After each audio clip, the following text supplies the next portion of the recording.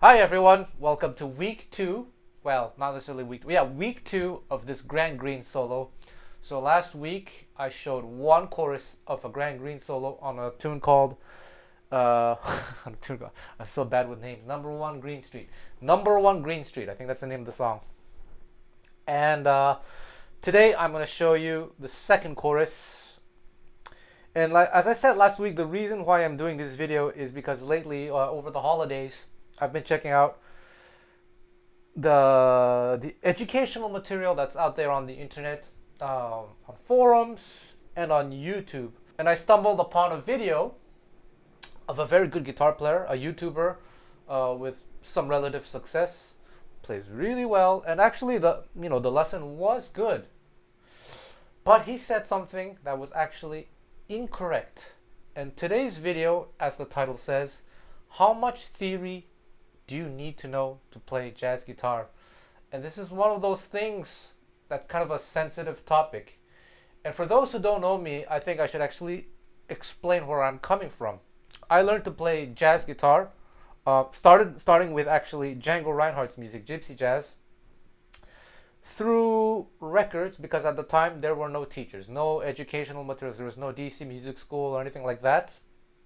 And this also before Michael Rhodes had his Gypsy picking book. So I learned this more or less on my own, but through, I guess, mentorship. I was lucky to have met a lot of wonderful players who were like mentors to me. So through recordings and through community. And this is kind of how a lot of the older jazz musicians learn to play music as well. So I had access to that kind of special education, if you will, apprenticeship. But I also had formal training. I have a music degree in classical music theory analysis. It's just a theory degree, that's what they call it, from actually a prestigious university in Canada. Not that that matters because the information is the same anyway. But just to say that I'm not coming from any kind of a biased point of view, like, oh, Dennis is just saying that because blah, blah, he doesn't know. No, I know both worlds equally well. And when I was a teenager, I was taking lessons with this guy who was hardcore into the Berklee system. So I never went to Berklee, but I had access to a teacher for maybe 3 years. I don't remember. Every week he taught me the entire Berklee harmony curriculum, at least the way he had learned it when he was a student there in the 80s. So I think I'm in a very good position to talk about this. For those of you who are impatient, I'm just going to get to the point. The most important thing is to understand what it is that you want to play. And so if you want to play, for example, bebop or like jazz of the 30s, 40s, 50s, 60s, swing, bebop, post-bop, whatever, well, any style of music really, you have to listen to the music that you like. You have to spend a lot of time listening to it very, very carefully, intelligently, and trying to absorb the sound, the idiom, and everything. Of course, if learning some music theory helps you to achieve this, to help you to listen better, then by all means, you should learn it. But you need to learn music kind of as an instinct rather than having it at the intellectual level. Because when we speak our mother tongue, it's like a language. When we speak our mother tongue, whatever it may be, we are not intellectualizing things in our head. We're not thinking, all right, I need to start with a subject and then the verb or whatever grammar point. You just speak. It just comes out because you have subconsciously absorbed the idiom of your mother tongue. And so it is with jazz improvisation or improvisation in just about any style. In fact, for those of you who don't know, one of my other kind of, I guess, mother tongues would be French as well. And just for fun, because I have friends studying French, and I decided to take one of those mock exams. I took the highest level one. I aced it, but there were certain questions that I failed, especially the ones where I had to describe which grammar points were being used, because I certainly don't know. I mean, I studied that stuff when I was a kid in school, but I forgot everything. I just know how the language naturally works. Same thing with English. I remember here in Japan, I have a lot of friends, like Japanese friends, trying to learn English, and they would ask me certain questions, and I tell them I can't give you an answer to that, because you would have, if you really want the answer, the theoretical, the grammatical answer, the grammatical explanation. I'm not the person for that. You have to find someone who really has studied that and really knows it inside out. For the most part, I just speak the language naturally. And that's the same with a lot of the old masters of jazz. They, a lot of them can't really explain properly what they are doing. They just do it because it's just instinct for them.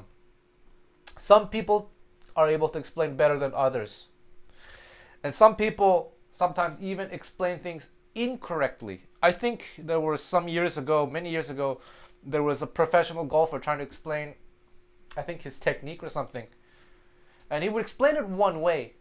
And then down the road, when I guess they developed the technology to analyze with cameras or whatever the person's technique, and they found out he was not doing what he said he was doing. He was doing something else altogether.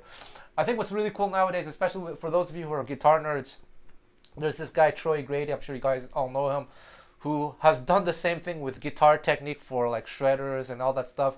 He has gone and analyzed all these things and come up with all these cool terms and everything. And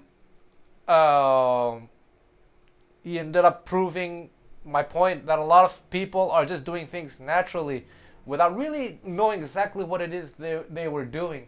And Troy Grady there went and got the equipment to really analyze the exact thing that was happening, and he discovered a lot of things. So then you have, I guess, the grammar, the intellectual part, and the subconscious part. How do we get to the subconscious part? So here's the thing. It's true. Ideally, I mean, the quote-unquote naturally gifted people might stumble upon the correct way to do things without ever understanding the why. But there are some people who might need a little bit extra help. And that's maybe where theory can come in handy. But let me just tell you this, that I think I consider myself one of those people who on average know more music theory than the average professional jazz musician. That's a bold claim, I know, but again, a lot of this comes from me, of course, the background that I have, but also the interest that I have in education and being able to explain things. So I studied a lot, more so than the average high-level playing jazz musician. Because high-level playing jazz musicians usually are not teaching or teaching very superficially. They're mainly playing. They're not really concerned about really trying to understand why it is that they do what they do and how they do it and why it works and everything. And also we have to define music theory, because in my degree, the music theory degree is multi-layered. You know, you have Schenkerian analysis, we have 12-tone rows, we have like 20th century like techniques for composition, we have Renaissance counterpoint, we have tonal counterpoint that's from Baroque era until like around the mid 19th century. There are different aspects of theory. Quite honestly, I think as far as jazz guitar is concerned, I think it would be really good to know your basic chords, major, minor, and dominant. I live next to a hospital, so you can probably hear this. It happens every hour. So major, minor, dominant, how basic chord construction, knowing your major scales. There's only one. Just knowing your major scale, knowing your minor scale, how the natural minor is constructed, how the melodic minor is constructed, how the harmonic minor is constructed. So if you know those things, I think that can be a good start. And I think that's what most people know. But let's say even if you don't know much music theory, really the most important thing is that you listen to the music that you are trying to play and you try to absorb it as much as possible. This theory that I just talked about here will help a lot for sure. And so when you're listening to the music that you're trying to play, well, obviously you need to learn the songs. You need to learn the chord progression first, and the melody would certainly help a lot depending what the song is. But so once you know the chord structure of the song, so in this case it's a blues. So you're going to listen to the recording, and as you're listening, you're not listening like a casual listener, la la la la la, but you're listening, all right, this is the first chorus. this is in your head. You're thinking about the chord progression. All right, we're on the 1 chord, we're on the 4 chord, we're on the last 4 bars. It's this chord, and as you're listening in this way, you hear a phrase that intrigues you, and then you try to figure out what it is. And depending on the player, I've made a video about this. Some players are easier to understand than others. Luckily, Grant Green's playing is relatively easy to understand. And we're going to talk about this. This is where the YouTuber was focusing his video on. There's this phrase towards, it's the last 5 bars of the blues form in B flat. You have this phrase. By the way, you will have the solo transcribed on SoundSlice. I'll post the link in the description box. By the way, you should also check out this course I have on my paid SoundSlice section, Bebop Vocabulary. You might like this. But anyway, here's the phrase. 1, 2, 3, 4, 1.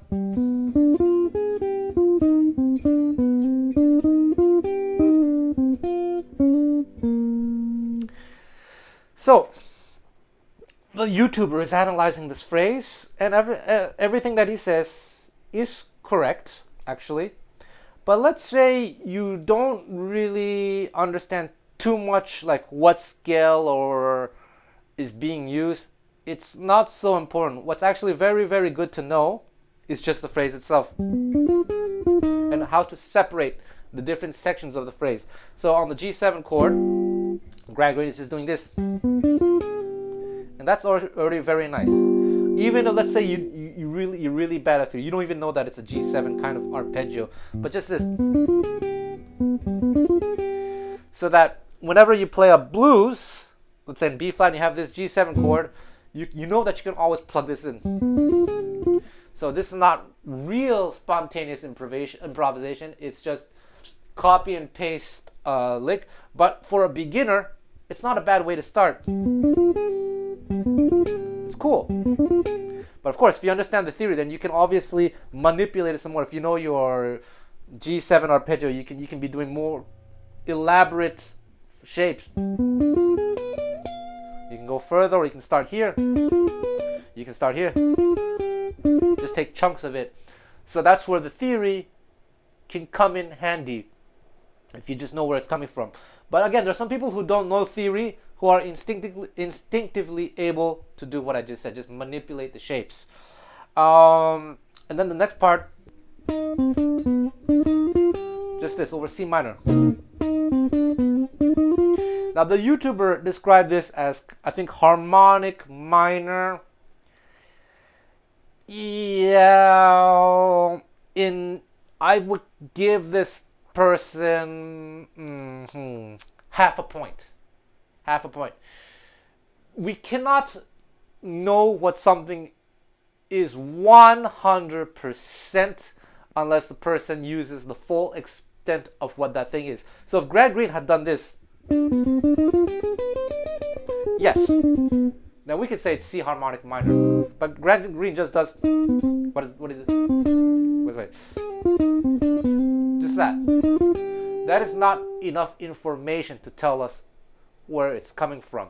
It's kind of like if I told you, what chord is this? Without giving you a context. The most obvious answer might be C major, but it could have been A minor. It could have been this poly chord here. It's kind of like an E flat dominant chord, 13 flat 9. You just don't know without the context. And the context will matter because actually, well, I'm more based on historical evidence, statistical and historical evidence. It's more likely that Grant Green was thinking of what they call in music theory terms tonicizing the C. It's just giving special emphasis on the C note by a chromatic approach below. So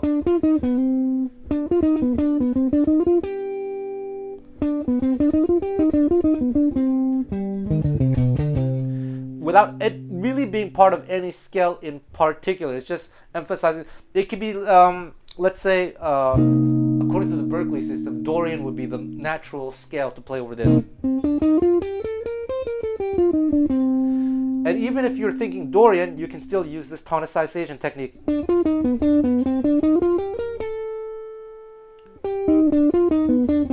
There. So that's more likely what is happening.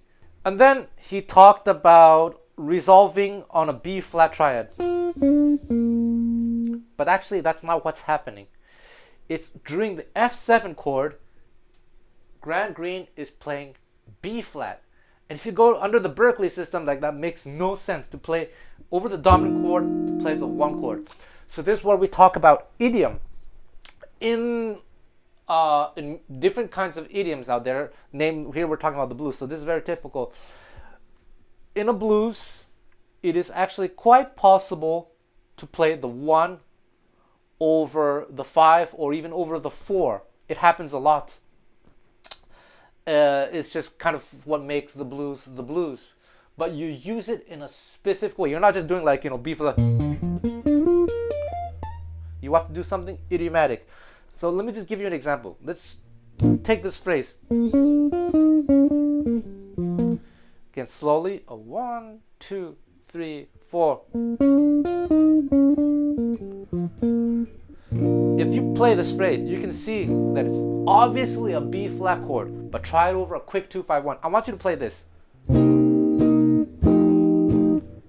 C minor for 2 beats, F7 for 2 beats, or F7 for 4 beats, doesn't matter. I'm gonna play this phrase and then resolve to B flat. Let's do it a little bit faster. 1, 2, 1, 2, 3, 4. Does it sound bad? Does it sound bluesy to you? It does, doesn't it? Because it's something that a lot of players have done throughout the history of the blues. And it's very interesting. So it's an idea based off of a B flat chord, but the order of the notes, the way I use the notes and how it ends, the phrase ends on the B flat. So even though it's targeting only B flat, there's only a sense of finality, of resolution at the very end when I do. That sounds like it's an ending. The rest can kind of sound like it wants to go somewhere. And that's exactly what's happening here.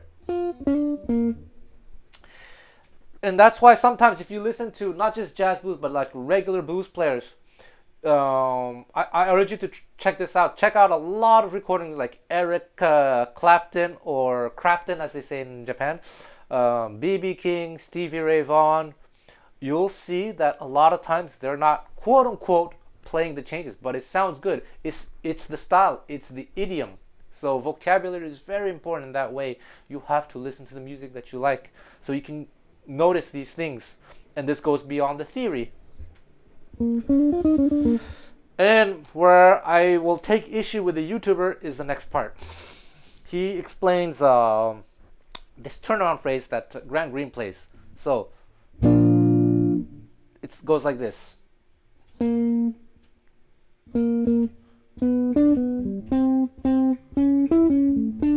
this, the YouTuber explains it thusly. So B flat chord makes sense, and this G7 makes sense, right? 6, then C minor makes sense, and then here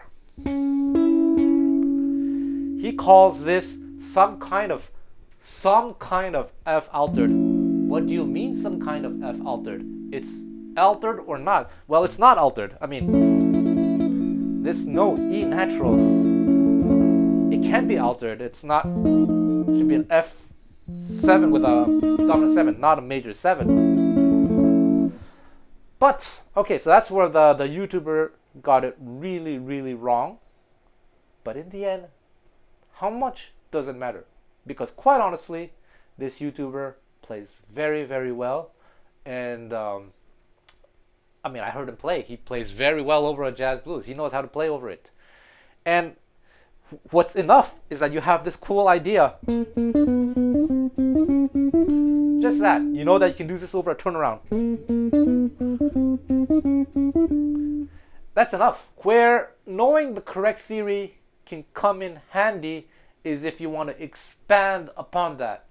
Some people may want to, others may not.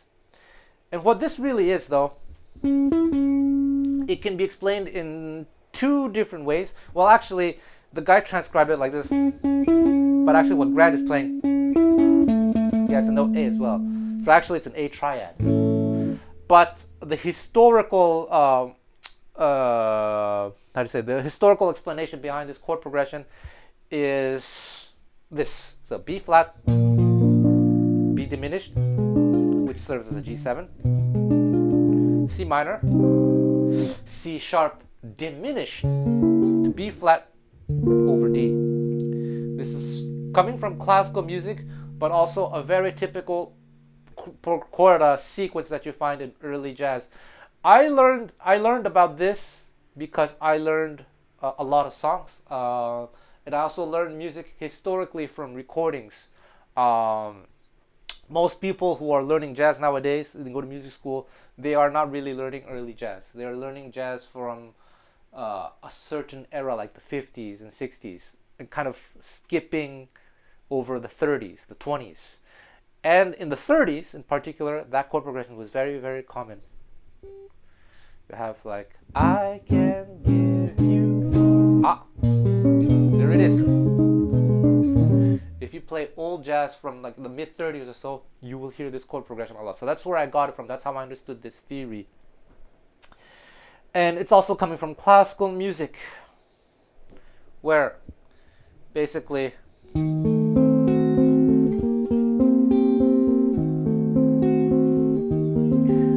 classical music circles, some theorists call it common tone diminished chord. It's basically a way to make to give, let's say you have a static one chord in the B flat. It's a way to give motion to a static chord without going to another chord like a C minor F7. It's still actually functioning as a 1.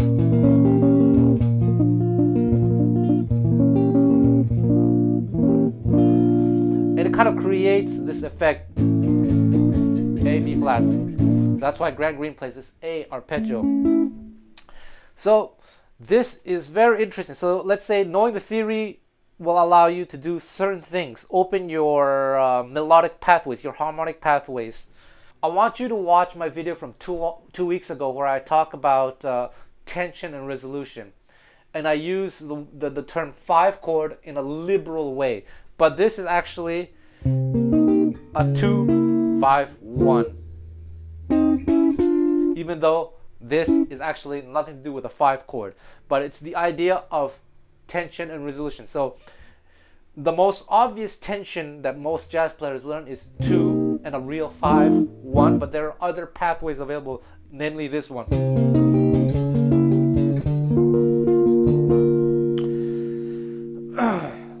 So now that you know that you can play this chord over a 2-5-1, right? You have to watch the video from 2 weeks ago where I talk about harmonic direction. All my previous YouTube videos, if you're new to my YouTube channel, like, subscribe, leave a comment. But basically, now I've expanded my harmonic possibilities. I can think C minor, A7, B flat, or A7, D minor, because D minor is the same as B flat. But let's just say B flat for now. So try it. Let me just make up a lick right now. Just think. So this.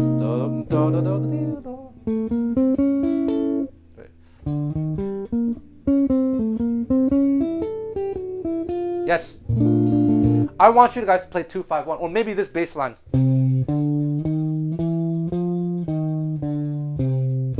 So you have less harmonic interference. But if you want to play C minor for 1 bar, F7 for 1 bar, and B flat.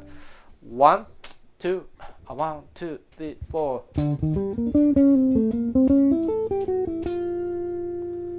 Isn't that cool? That's a new harmonic pattern. So when you have a 2-5-1, now you can think 2 and this kind of like diminished to 1, and it's the same effect as this. Django Reinhardt uses this idea in his improvisation of All of Me. He only has one recording. It's I think 1940 or 1941, and it's only one chorus. So All of Me goes All of Me, A7, D minor, D7, A minor, D7, G7. In this part of Django's solo, Django is thinking D minor. doing that, superimposing this over this. So you see, I'm not talking out of my ass. I actually studied the music historically, so I am sure of what I say. It is 100% correct. I can defend my position. So isn't that very, very interesting? So there is a trap when people, the way people are teaching theory these days is that when you're not actually going out there and investigating the music, you can sometimes become a slave to the theory. Meaning that you won't open your harmonic and melodic mind to the idea that there are other pathways available out there. So under the Berklee system, I know a lot of people who are trapped by that. They graduate from music school, not necessarily Berklee. They pay several $1,000s. They're completely in debt. They get a jazz degree. They think they can play jazz, but they cannot. And I can always hear this right away just because of the way they play. It sounds like they're copying formulas from a textbook. Like, let's say you have a song like Cherokee. In the iReal Pro or whatever, it says A flat 7. So then the student, the music school grad, plays an A flat arpeggio or some kind of scale based off of A flat, maybe A flat mixolydian. It makes it so obvious that they actually don't know what this actually is, because if you know music, really know the idiom, actually the original version of Cherokee is like this. E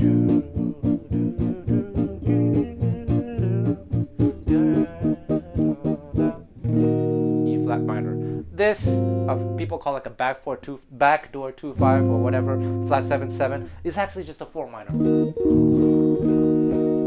Actually, some music schools do explain this properly, but some students aren't really paying attention, so they don't recognize. They think of this as actually, oh, it's an A flat going to D flat. No, it's not. It's an A flat going to B flat major. It's an E flat minor sound.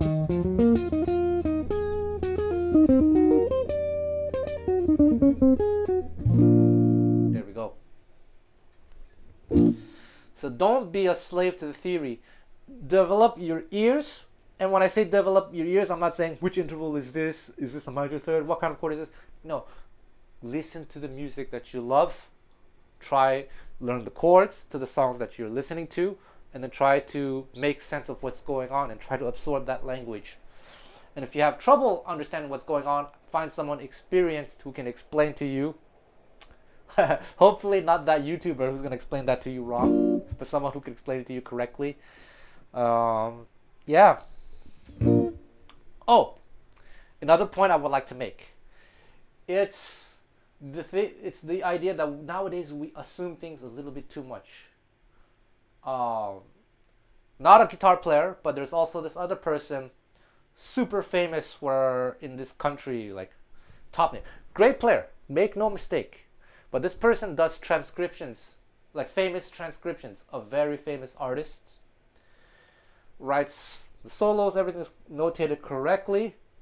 But then what this person does is he copies the chord changes from the fake book or the iReal Pro. And this is very, very problematic, because in a lot of these recordings, the players are not using the changes from the iReal Pro. So it can appear very, very strange when you're analyzing it. And so it goes with this Grant Green solo.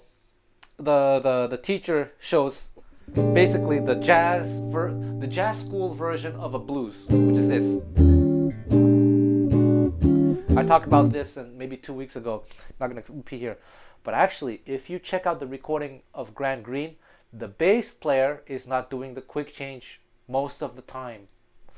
What's the quick change? It's here. 1, 2, 3, blues and B flat. 1, 2, 3, 4. This is the quick change. The bass player is not doing it. He sometimes goes through it, but most of the time it's not doing it. And Grant Green actually in his solos, at least the 2 courses that I showed you so far, is not really concerned with the exact changes in this part. He's mainly playing idiomatic blues vocabulary, so actually it doesn't really matter.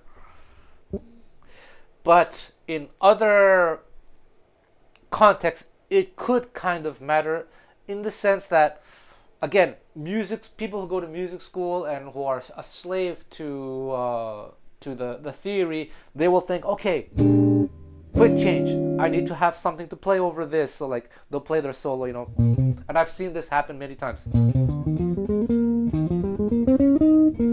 That's their solo, a scale here and a scale here. But you'll hear in the history, in the recordings of certain players, even if there's a quick change, sometimes the soloist ignores the quick change and just stays on B flat.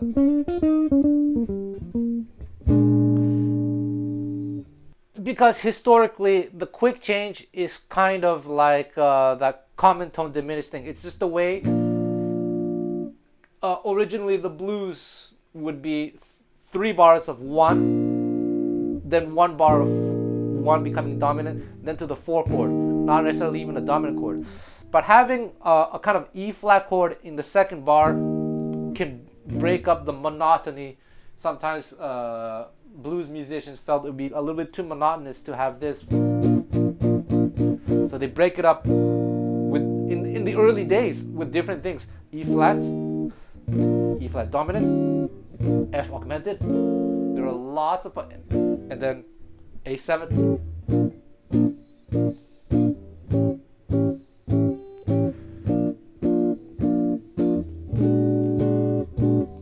That could be a blues. And if you study my harmony course on Sound Slice, then you realize over this quick change, there are lots of possibilities available to you beyond just this E flat. You can ignore it, just stay on D flat, or you can do all sorts of different things. F augmented, A7. It's very cool. Learning music historically can be very, very satisfying because you're focusing on things that you like and you're absorbing the music directly from the source itself. So there we go. Is theory worth learning? Well, it depends what you mean by theory, but yeah, the basics, it could be fun. Definitely, it could help a lot. It certainly has helped me a lot, but I have the maturity because I learned a lot of music from recordings and developed my my ears by listening to the music directly. I have the maturity not to be a slave to the theory. And that is the point I wanted to make in today's video. Wow, I talked a lot, didn't I? That's how it is. Some people get pissed off by these philosophical videos, but I've often noticed that these players don't know how to play. They never will. Those, casting pearls before the swine. That's the saying, right? But this is very, very important information. If you really want to get good, but you don't have the natural instincts that some of the quote-unquote talented players have, this comes in handy quite a lot. So what are you doing? Go and listen to music and grab your instrument and figure out what's going on. Know the chords and just start having fun.